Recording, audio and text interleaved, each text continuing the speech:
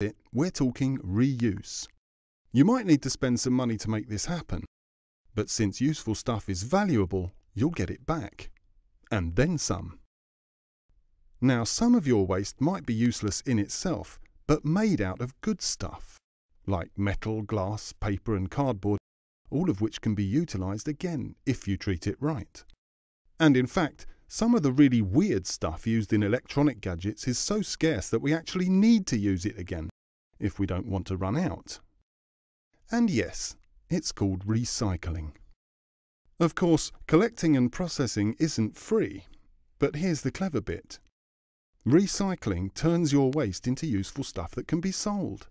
Shazam! Money in the bank, mate. And as if by magic, new jobs will appear as well. So, how's your back then? Better, eh? Looking good. Okay, let's go. Let's have a look at what's left in the bag.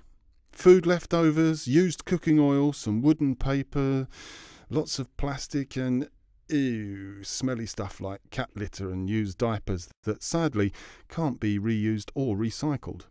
Or can it? Actually, it can. If you burn it to generate power and heat buildings, and collect the biogas to use as fuel, it might not smell of roses, but hey, this is useful stuff.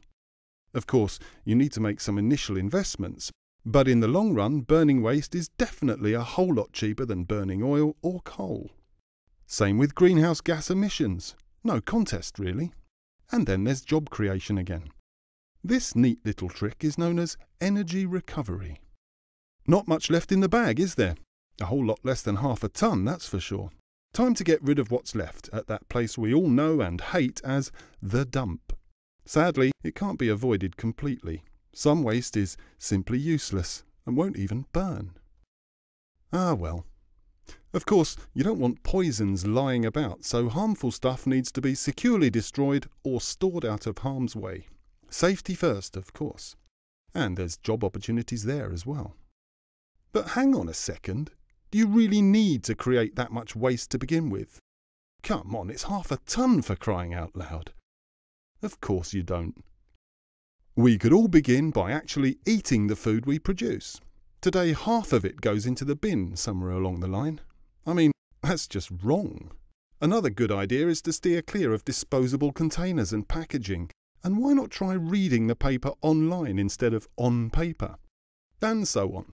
The trick is to reduce the amount of stuff you throw away in the first place. So there you have it.